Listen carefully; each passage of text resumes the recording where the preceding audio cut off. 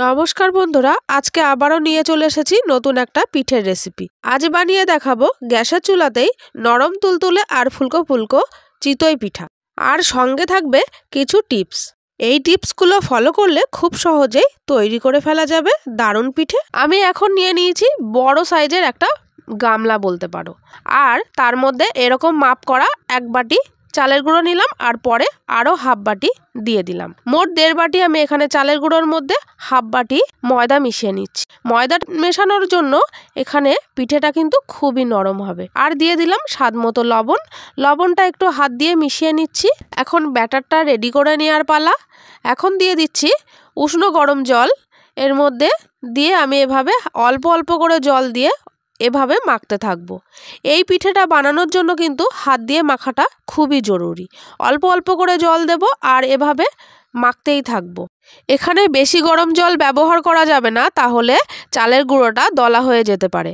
তাছাড়া হাত দিয়ে এটা মাখাও যেত না বেশি গরম জল হলে, তাই জন্য একেবারেই গরম জল বেশি ব্যবহার করা যাবে না। এভাবে অল্প অল্প করে উষ্ণ গরম জল দিয়ে আমি এভাবে নরম করে মেখে মেখে নিচ্ছি। আপনারা দেখলে বুঝতে পারবেন। এভাবেই আপনারা বাড়িতে তৈরি করলে এভাবেই করার চেষ্টা করবেন, তাহলে কিন্তু পিঠেটা খুব সুন্দর হবে। মাখতে মাখতে দেখতে পাচ্ছেন একটা সুন্দর ব্যাটার তৈরি হয়ে গেছে। এরকম থিকনেসের একটা ব্যাটার আমি রেডি করে নিয়েছি। আপনাদের একটু চামচ দিয়ে তুলে একটু দেখিয়ে দিচ্ছি কীরকম থিকনেস হয়েছে, আর ঘনত্বটা কতটা সেটাও কিন্তু এরকম করে দেখিয়ে দিলাম। এখন আমি 15 মিনিটের জন্য ঢাকা দিয়ে রাখবো।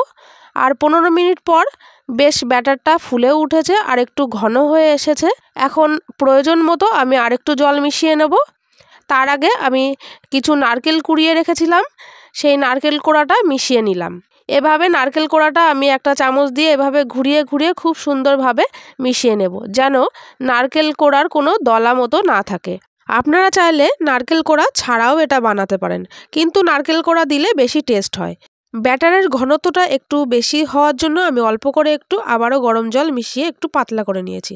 আর এখন আমি একটা বাদ দেয়া রুটি জালি বসিয়ে দিয়ে তার উপরে কিন্তু আমি পিঠের ছাঁচটা বসিয়ে দিয়েছি। বেশ ভালো করে গরম হয়ে যাওয়ার পরে প্রায় 5 থেকে 7 মিনিট আমি এটা গরম করে নিয়েছি ভালোভাবে গ্যাসের ওপরে রেখে। গরম করে নেওয়ার পরে আমি এরকম একটা বেগুনের বোটা দিয়ে এরমভাবে বানিয়ে আমি তেল ব্রাশ করে নিলাম। আপনারা কিন্তু ব্রাশ দিয়েও তেলটা ব্রাশ করে নিতে পারেন। এখন আমি ব্যাটারটা এভাবে চামচ দিয়ে পুরো যে ছাঁচগুলো রয়েছে সেই ছাঁচে ভর্তি করে দিলাম, দিয়ে ঢাকনা দিয়ে 2 থেকে 3 মিনিট রাখার পরে কিন্তু এরকম ফুলকো ফুলকো পিঠে রেডি হয়ে যাবে। আরও একবার বলে দিই, ছাঁচে ব্যাটারটা দেওয়ার আগে কিন্তু ছাঁচটা খুব ভালোভাবে গরম করে নিতে হবে, না হলে কিন্তু পিঠে ফুলবে না। আর এই পিঠেটা বানানোর সময় প্রথম 1 মিনিট ফুল ফ্লেমে থাকবে গ্যাসের ফ্লেমটা, আর পরের 2 মিনিট মিডিয়াম ফ্লেমে থাকবে।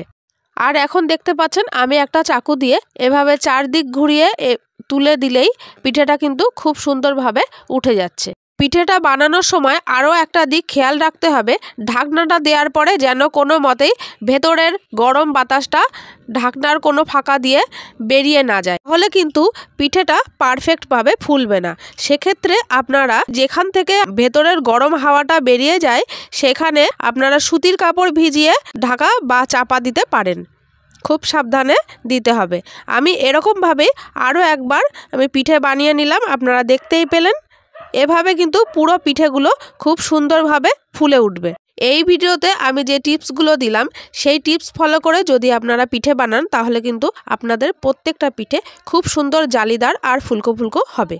পিঠেগুলো রেডি করে নেওয়ার পর আমি সার্ভ করে দিয়েছি একটা প্লেটে। আর দেখতেই পাচ্ছেন কতটা নরম হয়েছে, আর প্রত্যেকটা পিঠে কিন্তু খুবই সুন্দর হয়েছে আর জালিদারও হয়েছে। এই পিঠেটা 2 দিন পর পর্যন্তও কিন্তু এরকমই নরম থাকবে।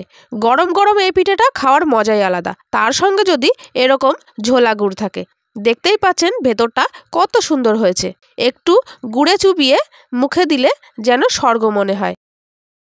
তাহলে বন্ধুরা, আজকের ভিডিওটা এই পর্যন্ত। ভিডিওটা যদি ভালো লেগে থাকে তাহলে লাইক, শেয়ার, কমেন্ট করে আমার চ্যানেলের পাশে থাকবেন। ধন্যবাদ।